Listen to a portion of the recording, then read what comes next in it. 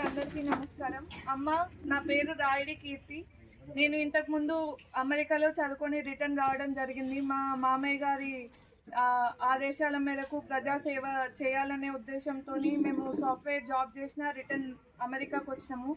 గత 5 సంవత్సరాల కింద పెద్ది సుదర్శన్ రెడ్డి గారు గౌరవనీయులు వాళ్ళు నాకు టికెట్ అవకాశం ఇచ్చినప్పుడు చాలామంది చాలా మాట్లాడినారు. అమెరికాలో ఉంటారు, వీళ్ళేం ప్రజా సేవ చేస్తారు, ప్రజలకు ఏం అందుబాటులో ఉంటారు అని అన్నారు. కానీ 9వ వార్డు ప్రజలు చాలా బాగా ఆదరించి మమ్మల్ని ఆశీర్వదించడం జరిగింది. మేము అంతే అవకాశాన్ని మేము సద్వినియోగం చేసుకుని 9వ వార్డు ప్రజలకు, గత 9వ వార్డు ప్రజలకి ఎప్పుడు అందుబాటులో ఉన్నాము. మంచికి చెడుకు కరోనా సమయంలో ప్రతిదానికి మేము అందుబాటులో ఉన్నాము.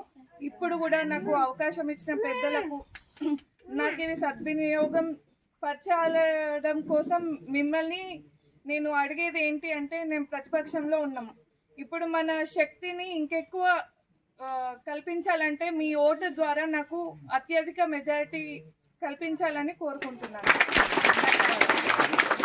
కారు గుర్తుకి ఓటేసి ఖచ్చితంగా మీ మెజారిటీ పెంచాలని కోరుకుంటున్నాను. ధన్యవాదాలు. 9th వార్డు అక్క చెల్లెళ్ళు, అన్నదమ్ములు, అదేవిధంగా మన పట్టణ పార్టీ బాధ్యులు, నియోజకవర్గ ప్రముఖులు అందరూ వచ్చారు. అందరికీ కూడా పేరు పేరున స్వాగతం. నిజం కూడా నాకు నాగేష్ మిత్రుడు చిన్నప్పటి నుంచి పరిచయం, బాగా శాంతితోటి చాలా ఆత్మీయులు. నగేష్ కాంగ్రెస్ తరఫున పోటీ చేస్తాను కావచ్చు అని చెప్పి కీర్తిరెడ్డి గారిని ప్రకటించే ముందు 1-2 సార్లు ఆలోచించుకున్నాం. ఇంత బలమైనటువంటి ప్రజల మనసులో ఉన్నటువంటి నాయకుడిని ఇవాళ కాంగ్రెస్ పార్టీ అనగదొక్కింది, అవమానపరిచింది. ఖచ్చితంగా ఈ వేదిక ద్వారా నగేష్ కు న్యాయం చేసేది బీఆర్ఎస్ పార్టీ మాత్రమే చేస్తుందని 9th వార్డు తరఫున రాయుడి కీర్తి దుష్యంత్ రెడ్డి గారిని, వారికి కారు గుర్తు అవకాశం కల్పించి కేసీఆర్ గారి నాయకత్వంలో వారిని అభ్యర్థిగా నిలబెట్టడం జరిగింది. సోదరిమణిని మీరందరూ కూడా బాగా హైలీ ఎడ్యుకేటెడ్ పర్సన్, చాలా విజన్ ఉంటుంది వారి కుటుంబానికి, డెవలప్మెంట్ విజన్ అటువంటి వాళ్ళు, సర్వీసు నేచర్ అటువంటి వాళ్ళు. వారు గతంలో ఉన్న 9th వార్డులో ఎలాంటి సేవలు అందించాలో తెలుసుకోండి. నూతనంగా కలిసి వచ్చినటువంటి 9th వార్డు ఇది, గతంలో ఇది లేదు. మీ అందరూ కూడా ఆశీర్వదించాలని చెప్పి మరొకసారి వారి తరఫున మిత్రుడు నగేష్ వారితో వచ్చేటువంటి ముఖ్యమైనటువంటి నాయకులకి, కార్యకర్తలకి నేను ఒకటే భరోసా ఇస్తున్నాను. నేను కార్యకర్త నుంచి వచ్చిన వాడిని, అందరం చిన్నప్పుడు కలిసి కాంగ్రెస్ కోసం కొట్లాడినటువంటి వాళ్ళు నేను కూడా ఒక్కడిని. కాలక్రమేణా తెలంగాణ ప్రత్యేక రాష్ట్ర ఉద్యమంలో అడుగుపెట్టి మడమదిప్పని పోరాటం, రాష్ట్ర సాధన ప్రజల ముందు పెట్టేంత వరకు ప్రాణాలను అడ్డం పెట్టి కొట్లాడినటువంటి నర్సంపేట పౌరుషాల నుంచి వచ్చినటువంటి మీ బిడ్డను ప్రజల తరఫున కొట్లాడ ఉండద్దని చెప్పి శాశ్వత పరిష్కారం కోసము 36 కోట్ల రూపాయలు నర్సంపేట పట్టణ మంచినీటి కోసం 36 కోట్లు ఒక్కటేసారి తీసుకొచ్చిన. మన నర్సంపేట ఆదాయానికంటే, సంవత్సర ఆదాయానికంటే 10 సంవత్సరాల ఆదాయం ఎంత వస్తుందో నర్సంపేటకు అంత డబ్బు కేవలం మంచినీళ్ళ మీద నేను పెట్టించిన. 126 కిలోమీటర్ల దూరం కొత్త పైప్ లైన్, శాశ్వత పైప్ లైన్ వేపించి పూర్తి చేసిన. 8 లక్షల లీటర్ల కెపాసిటీ గల మంచినీటి ట్యాంకుల ద్వారా నీళ్లు సరఫరా అయ్యేది నేను ఎమ్మెల్యే కాకముందు. ఇవాళ దాని 8 లక్షల లీటర్ల కెపాసిటీ నుంచి మన జనాభా, రాకపోక జనాభా, రెసిడెన్షియల్ స్కూళ్లు, విద్యా సంస్థలు, హాస్పిటల్స్ కు వచ్చే జనాలు, బస్సుల కోసం వచ్చే జనాలు మొత్తం లెక్కేస్తే మనకు డిమాండ్ ఉన్నది 32 లక్షల లీటర్ల కెపాసిటీ గల మంచినీటి ట్యాంకుల ద్వారా నీళ్లు సప్లై అయితే నర్సంపేటలో సరిపడా మంచినీటి సరఫరా ఉంటది. ఇది ప్లానే కాదు, ఇది హామీలే లేదు. కానీ 8 లక్షల లీటర్ల కెపాసిటీ నుంచి 32 లక్షల లీటర్ల కెపాసిటీ గల పెద్ద ట్యాంకులు తెచ్చిన, కట్టించిన, పూర్తి చేసిన. 126 కిలోమీటర్ల కొత్త పైప్ లైన్ కూడా కొసింటి వరకు పూర్తి చేసిన ఉన్నప్పుడే మిషన్ భగీరథ నీళ్లు సప్లై అవుతా ఉన్నాయి.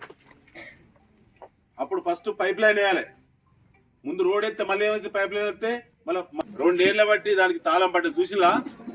కేవలం లోపల 1000 కుర్చీలు కెపాసిటీ, అదేవిధంగా సెంట్రల్ ఏసీ,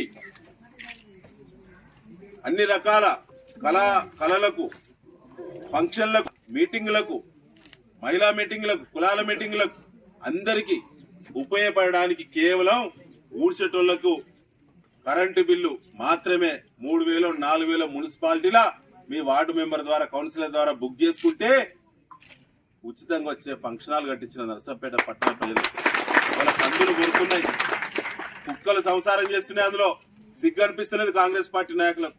అరే ఏం పుట్టిందయా, నేను ఓడిపోయినా కదా, ఇలా నువ్వే కదా ఓపెనింగ్ చేసేది, నీదే బొమ్మ పెట్టుకో అక్కడ. కానీ 7 కోట్ల ప్రజాధనం దుర్వినియోగం అవుతున్నది. ఒక్కొక్క ఆడబిడ్డ పెళ్లి చేయాలంటే ఫంక్షన్ హాల్ పోవాలి, టెంట్లకు, బోర్లకు, బొచ్చలకు ఎంత ఖర్చు అవుతున్నది.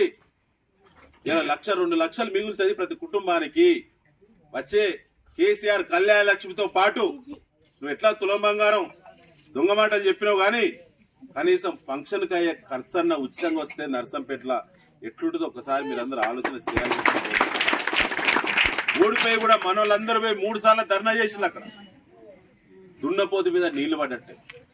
ఎవడు మాట్లాడలేదు నర్సంపేటలో, అధికారులు మాట్లాడరు. అరే ఏం ముట్టింది, కేవలం పైన రంగులేయాలి అంతే, నీటి కనెక్షన్ ఇవ్వాలి, కరెంటు కనెక్షన్ ఇవ్వాలి. ఎమ్మెల్యే మాధురెడ్డి గారే ఓపెనింగ్ చేయాలి. దాన్ని 2 ఏళ్లు అవుతుంది. 2 ఏళ్ల బట్టి నర్సంపేట మున్సిపాలిటీ పరిధిలో 1000 ఫంక్షన్లు జరిగినాయి. జరిగినాయా జరగలేదా? సొమ్మంతా నాయకుడు ఎందుకు? సమాజం కోసం ఆలోచించాలి నాయకుడు. నీ సొంత కాంట్రాక్టుల కోసం నేను తెచ్చిన పనులను నీ సొంత టెండర్, ఆయన టెండరే, ఆయన కాంట్రాక్టరు, ఆయన మొత్తం ఆయన పనులు చేసుకుంటాడు. ఆయనదే ప్లాంటు, ఆయనదే క్రషరు, ఆయనదే బండి, ఆయనే అధికారి, ఆయనే రికార్డు చేసుకోడు, రోడ్లు అని బలుగుడు. ఆడిటోరియం ఎందుకు ఓపెన్ చేయలేదు మీ వాటిలో? అదే రాజకీయ పగలకు ఉపయోగపడుతుందా? కేవలం నా పేరు మీద జీవో ఉన్నది, జీవితకాలం నా పేరే ఉంటది అనేటువంటి ఏకైక కక్షతోటి ఇలా పేదల ఫంక్షన్లు ఇలా జరగకుండా 2 ఏళ్ల బట్టి ఆడిటోరియం ఓపెన్ చేయని అసమర్థ కాంగ్రెస్ పార్టీకి బుద్ధి చెప్పాలని చెప్పి మీ అందరినీ మరొకసారి మిత్రుడు నగేష్, చిరకాల మిత్రుడు, చిన్నప్పటి నుంచి కూడా. అయితే ఇటీవల నా మిత్రుడు శాంతి కూడా వచ్చిండు. వచ్చిన సందర్భంగా మన మిత్రులు కూడా చాలా మంది కుటుంబాలను కలవాలి. అయితే ఇటీవల నా మిత్రుడు శాంతి కూడా వచ్చిండు. వచ్చిన సందర్భంగా మన మిత్రులు కూడా చాలా మంది కుటుంబాలను కలవాలి, అందరూ కలిసి ఉందామన్నా. అందరం గతంలో కాంగ్రెస్ పార్టీ కోసం ప్రాణాలు అడ్డం పెట్టి బతికినోళ్ళమే, కానీ ఆ పార్టీ మనల్ని మెడలు బట్టి బయటికి నెడుతుంది ఒక్కొక్కరిని. కాబట్టి అందరం కలిసి ఉండాలని చెప్పి వాళ్ళ మిత్రుడు మరి నగేష్ కూడా ఇలా అడుగు పెడుతున్నటువంటి ఈ శుభవేళ వారికి స్వాగతం. తప్పక వారికి ఏదైతే అవమానం జరిగిందో అదే స్థాయిలో గౌరవాన్ని తప్పకుండా బీఆర్ఎస్ అందరికీ చేస్తూ వచ్చే మిత్రులకు స్వాగతం తెలుపుతూ ముగిస్తున్నాను. జై తెలంగాణ.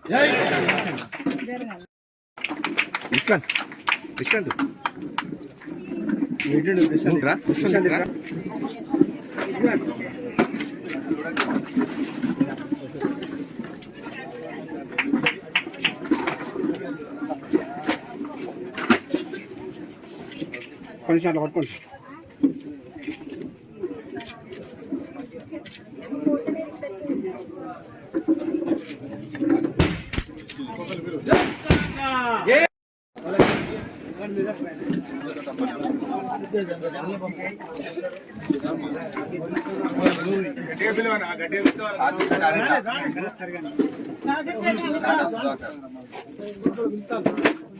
శివ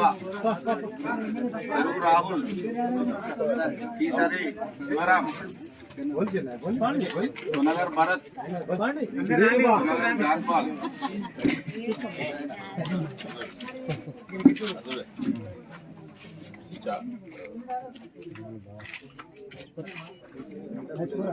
బండారి అనిత సంతోష్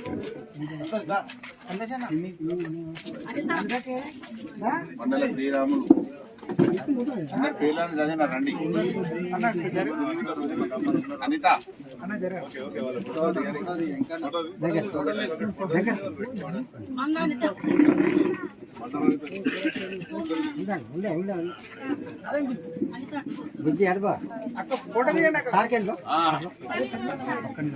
ఇటు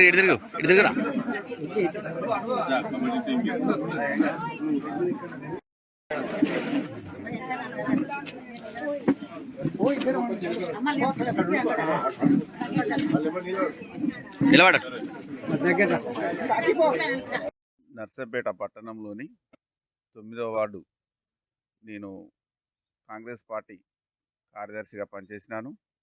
అదేవిధంగా 2016 ఎలక్షన్లో ఇక్కడ నాకు కాంగ్రెస్ పార్టీ నుంచి టికెట్ ఇచ్చారు.